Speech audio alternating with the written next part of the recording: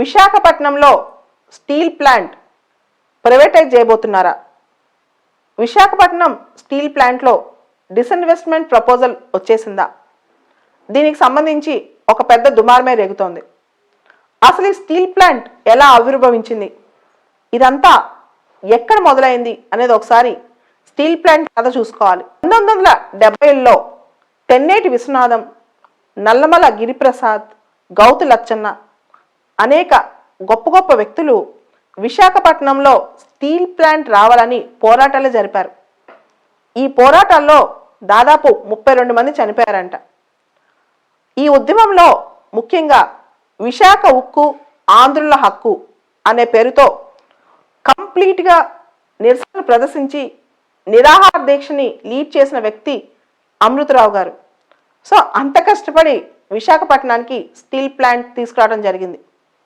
అసలు విశాఖపట్నం స్టీల్ ప్లాంట్కి సంబంధించి అక్కడే స్టీల్ ప్లాంట్ కోసం వీళ్ళందరూ ఎందుకు పోరాడారు? మనం చూస్తే శ్రీకాకుళం, విజయనగరం, విశాఖపట్నం ఈ బెల్ట్ అప్పట్లో చాలా బ్యాక్వర్డ్. విశాఖపట్నంలో కనుక ఒక పరిశ్రమ వస్తే దాని చుట్టూ అనేక పరిశ్రమలు బతుకుతాయి. దానివల్ల చాలామందికి ఉద్యోగాలు దొరుకుతాయి.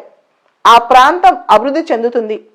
అదేవిధంగా అప్పట్లో ఉన్న ఆంధ్ర యూనివర్సిటీ స్టూడెంట్స్ కూడా ఈ ఉద్యమంలో పాల్గొని నిజంగా చాలామందికి ఉద్యోగాలు రావటం, డెవలప్మెంట్ అనేది విశాఖపట్నానికి జరగటం, ముఖ్యంగా కోస్టల్ ఏరియాలో. ఎందుకంటే భారతదేశంలో ఎక్కడ కూడా ఈ సముద్ర తీరంలో స్టీల్ ప్లాంట్ లేదు.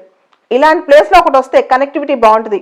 అనేక విధాలుగా ముందు చూపు చూసి విశాఖపట్నంలో స్టీల్ ప్లాంట్ కోసం పోరాటాలు జరపటం, దాంతో అక్కడ స్టీల్ ప్లాంట్ అప్రూవ్ రావడం జరిగింది. 1972లో విశాఖపట్నంలో స్టీల్ ప్లాంట్ ప్రపోజల్ అప్రూవ్ అయింది. 1972లో స్టార్ట్ అయిన స్టీల్ ప్లాంట్ ప్రొడక్షన్ మాత్రం 1992 దాకా చేయలేకపోయింది. ఈ 20 సంవత్సరాల జాప్యం కూడా స్టీల్ ప్లాంట్ అప్పుల్లో ప్రధానంగా పాత్ర పోషించిందని చెప్పొచ్చు. అయితే 2010లో స్టీల్ ప్లాంట్కి నవరత్న స్టేటస్ వచ్చింది. ప్రభుత్వం దాన్ని నవరత్నగా గుర్తించింది. 2015 వరకు కూడా స్టీల్ ప్లాంట్లో లాభాలే వచ్చాయి. ఈ రోజు కూడా స్టీల్ ప్లాంట్ ఆధీనంలో దాదాపు 19,700 ఎకరాల భూమి ఉంది విశాఖపట్నంలో. అదే తక్కువేం కాదు దాని విలువ కూడా. కాకపోతే స్టీల్ ప్లాంట్లో ఇప్పుడున్న ప్రధాన సమస్య అసెట్ లయబిలిటీ మిస్ మ్యాచ్. అంటే స్టీల్ ప్లాంట్కు ఉన్న ఆస్తులు అప్పులు దాని మధ్య వైరుధ్యం. మనం అనుకుంటే అది తీర్చడం కూడా పెద్ద కష్టమైన పనేమీ కాదు. యాక్చువల్గా ఈ డిస్ఇన్వెస్ట్మెంట్ లేదా ప్రైవేటీకరణ ఈ ప్రపోజల్ రాకముందు స్టీల్ ప్లాంట్ ఇంకొంత ల్యాండ్ ఎక్వైర్ చేసి దాదాపు 33,000 ఎకరాలు ఎక్వైర్ చేసి ఇంకా ప్రొడక్షన్ పెంచితే ఎలా ఉంటుంది? ఇప్పుడు దాదాపు 7 మిలియన్ టన్స్ ఉన్న ప్రొడక్షన్ పర్ యానం ఇప్పుడు స్టీల్ ప్లాంట్లో 7 మిలియన్ టన్స్ ఉన్న ప్రొడక్షన్ అది 20 మిలియన్ టన్స్ చేస్తే బాగుంటుంది కదా. దానివల్ల ప్రొడక్షన్ పెరిగితే ఆటోమేటిక్గా ఒక ఊపు వచ్చి టర్న్ ఓవర్ వచ్చి ఈజీగా అప్పులు తీర్చేయచ్చు కదా. ఈ ఆలోచనలో స్టీల్ ప్లాంట్ అధికారులు, ఈ ఆలోచనలో ప్రభుత్వం ఉన్న టైంలో సడన్గా ఒక ట్వీట్, అంటే మన బడ్జెట్ గత వారంలో వచ్చింది. ఈ బడ్జెట్లో న్యూ డిస్ఇన్వెస్ట్మెంట్ పాలసీని ప్రకటించారు. ప్రభుత్వం కొత్తగా తన డిస్ఇన్వెస్ట్మెంట్ పాలసీని ప్రకటించింది. ఈ బడ్జెట్లో ఎక్కడ స్టీల్ ప్లాంట్ని డిస్ఇన్వెస్ట్ చేస్తున్నామని, స్టీల్ ప్లాంట్ని ప్రైవేటీకరణ చేస్తున్నామని ఎక్కడ లేదు.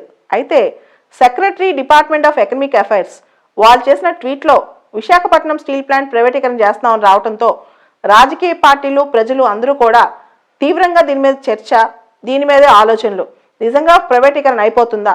మనం ఎంతో కష్టపడి తెచ్చుకున్న ఈ స్టీల్ ప్లాంట్ ఇప్పుడు ప్రైవేట్ వ్యక్తుల చేతిలోకి వెళ్ళిపోతుందా? సో దీని మీద చాలా దుమారమే రేగుతోంది. ఇక్కడ అసలు విశాఖపట్నం స్టీల్ ప్లాంట్కి అంత పెద్ద కష్టమే వచ్చింది అంటే ముఖ్యంగా అప్పులు కాదు, చెల్లించాల్సిన వడ్డీలు, అప్పుల మీద వచ్చే వడ్డీలు. ఈ వడ్డీ రేట్లు ఎక్కువ ఉండటం వల్ల విశాఖపట్నం స్టీల్ ప్లాంట్కి మేజర్ ప్రాబ్లం. రెండోది క్యాప్టివ్ మైనింగ్ లేకపోవటం.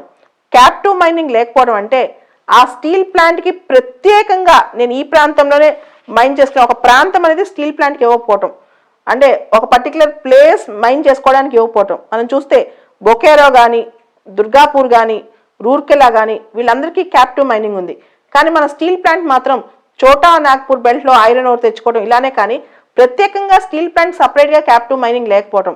సో ఎక్కువ వడ్డీలు పే చేయాల్సి రావటం, రెండోది క్యాప్టివ్ మైనింగ్లో స్టీల్ ప్లాంట్కి ఎటువంటి అవకాశాలు లేకపోవటం. సో వీటన్నిటికీ మించి మన స్టీల్ ప్లాంట్ సంబంధించి చూస్తే భారతదేశంలో కల్లా నాణ్యమైన స్టీల్ ప్లాంట్ అంటే స్టీల్ ఉత్పత్తి చేసేది ఇక్కడే. హైయెస్ట్ క్వాలిటీ పిఎస్యులో మొత్తం ఉన్న పిఎస్యుస్లో హైయెస్ట్ క్వాలిటీ స్టీల్ వచ్చేది ఈ విశాఖపట్నం స్టీల్ ప్లాంటే. సో ఇలాంటి పరిస్థితుల్లో దీనికి క్యాప్టివ్ మైనింగ్ అనే ఇది అవకాశం లేకపోవటం అనమాట.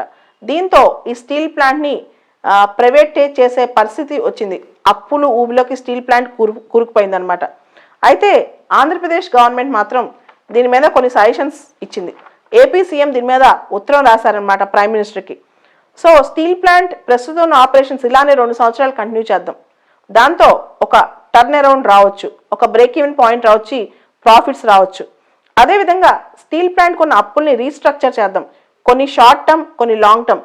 అంటే షార్ట్ టర్మ్ లోన్స్ కూడా కొన్ని లాంగ్ టర్మ్ తీసుకెళ్దాం. అంటే ఇప్పుడు 100 రూపాయలు ఈరోజు కట్టాల్సి ఉంటే వచ్చే నెల నుంచి 10 రూపాయలు కట్టే విధంగా తీసుకెళ్ళటం. అదేవిధంగా స్టీల్ ప్లాంట్కి ఒక క్యాప్టివ్ మైనింగ్, ఒక మైనింగ్ ఏరియా ఇవ్వటం. సో ఈ విధంగా చేస్తే కనుక విశాఖపట్నం స్టీల్ ప్లాంట్ కూడా బాగుపడుతుంది, అది కూడా వృద్ధి చెందుతుంది. అయితే ఇక్కడ చాలా విషయాలు ఇక్కడ మనం గుర్తుపెట్టుకోవాలి. ఒకటి, first thing, Visakhapatnam steel plant ఒక క్రెడిబిలిటీ మనం చూసుకోవాలి. విశాఖపట్నంలో స్టీల్ ప్లాంట్ చుట్టూ చాలా పరిశ్రమలు ఉన్నాయి. కొన్ని పరిశ్రమలు దాని మీదే ఆధారపడి ఉన్నాయి, కొన్ని వ్యవస్థలు కూడా దాని మీద ఆధారపడి ఉన్నాయి. ఉదాహరణకి హిందుస్థాన్ షిప్ యార్డ్ విశాఖపట్నంలోంచి అక్కడ తీర సముద్రంలో ఆ స్టీల్ ఎక్స్పోర్ట్స్ వల్ల హిందుస్థాన్ షిప్ యార్డ్ బిజినెస్ చాలా బాగా నడుస్తుంది. అది సర్వైవ్ అవుతుందంటే one of the major reason ఈ స్టీల్ ప్లాంట్. సో ఇలాంటివి. రెండోది ఎంప్లాయ్మెంట్ జనరేషన్, మూడోది స్ట్రాటజిక్ లొకేషన్. ఇవన్నీ చాలా ఇంపార్టెంట్ అనమాట ఈ స్టీల్ ప్లాంట్కి. అండ్ ఇది స్టీల్ ప్లాంట్ చాలా క్వాలిటీ స్టీల్ కూడా, హై పిఎస్యూస్లో ప్రొడ్యూస్ చేసే స్టీల్లో హైయెస్ట్ క్వాలిటీ అనేది ఈ స్టీల్ ప్లాంట్లోనే ఉందన్నమాట. కాకపోతే ఇప్పుడు చాలా ఎక్కువ ఇంట్రెస్ట్ రేట్ పే చేయటం, అలానే ఇక్కడ లభించే కోల్ నాణ్యంగా లేకపోవటం, స్టీల్ ప్లాంట్కి కావాల్సిన కోల్ అంతా ఆస్ట్రేలియా నుంచి తీసుకురావడం అనమాట. ఇక్కడ మనం నాణ్యంగా లేకపోవడం వల్ల ఆస్ట్రేలియా నుంచి కోల్ కొనుక్కొచ్చుకుంటున్నారు, దాని కాస్ట్ చాలా ఎక్కువైపోతుంది. అదేవిధంగా ఈ స్టీల్ ప్లాంట్కి సంబంధించి అంటే కొంచెమే కోల్ వాడినా అది కూడా భారతదేశంలో ఇక్కడ ఆ క్వాలిటీ ఇక్కడ సరిపోవట్లేదు మన స్టీల్ ప్లాంట్కి.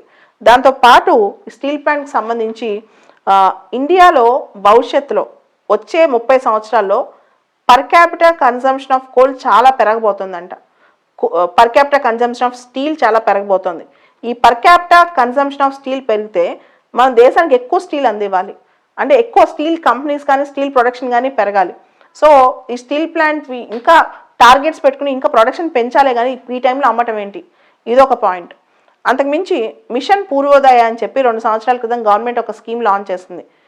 ఇండియాలో ఈస్టర్న్ సెక్టర్లో స్టీల్ ప్రొడక్షన్ పెంచడం, ఇండియాలో ఈస్టర్న్ సెక్టర్లో స్టీల్ ప్రొడక్షన్ పెంచే దిశగా ఉన్నప్పుడు వెస్ట్ బెంగాల్ కానీ ఒరిస్సా కానీ ఈ ప్రాంతాల్లో, నార్థన్ ఆంధ్ర కూడా దీనిలో ఉంది, ఉత్తరాంధ్ర కూడా, అంటే విశాఖపట్నం స్టీల్ ప్లాంట్ కూడా కవర్ అవుతుంది. అంటే మిషన్ పూర్వోదయ పెట్టి స్టీల్ ప్రొడక్షన్ పెంచుతే దిశగా గవర్నమెంట్ వెళ్తున్నప్పుడు ఈ టైంలో ప్రైవేటైజ్ చేసే ఆలోచన ఎందుకు వచ్చింది? సో ఇలా చర్చలు జరుగుతున్నాయి. కానీ ఒకటి కరెక్ట్, పబ్లిక్ సెక్టర్ అండర్టేకింగ్స్లో ఉన్నంతకాలం రాని లాభాలు ప్రైవేట్ మేనేజ్మెంట్కి వచ్చాక వచ్చాయి చాలా సంస్థలకి. ఇది అటల్ బిహారీ వాజ్పేయి గారి టైంలో డిస్ఇన్వెస్ట్ చేసిన కంపెనీస్ నుంచి అంతకుముందు డిస్ఇన్వెస్ట్ చేసిన కంపెనీస్ అన్ని పబ్లిక్ సెక్టర్లో వాళ్ళు ఎంతైతే ఉదాసీనంగా ఉన్నారో ప్రైవేట్ సెక్టర్లో అంతే యాక్టివ్గా పనిచేస్తున్నారు. అంటే అన్ని ప్రైవేట్ సెక్టర్కి వెళ్ళాలని కాదు, కాకపోతే ప్రైవేట్ సెక్టర్లో ఉన్న వర్క్ కల్చర్, ప్రైవేట్ సెక్టర్లో ఉన్న డిసిప్లిన్, ప్రైవేట్ సెక్టర్లో ఉన్న కమిట్మెంట్, ప్రైవేట్ సెక్టర్లో ఉన్న టార్గెట్ ఓరియంటేషన్, ప్రైవేట్ సెక్టర్లో ఉన్న ప్రాఫిట్ మోటివ్, ఇప్పుడు పిఎస్ఎస్లో కూడా కొన్నిట్లో తీసుకొస్తే కొన్ని సెక్టర్స్ అన్న ప్రభుత్వం చేతిలో ఉంటే బాగుంటుందనే ఉద్దేశం చాలామంది నిపుణుల ఆలోచనలో ఉన్నాయన్నమాట.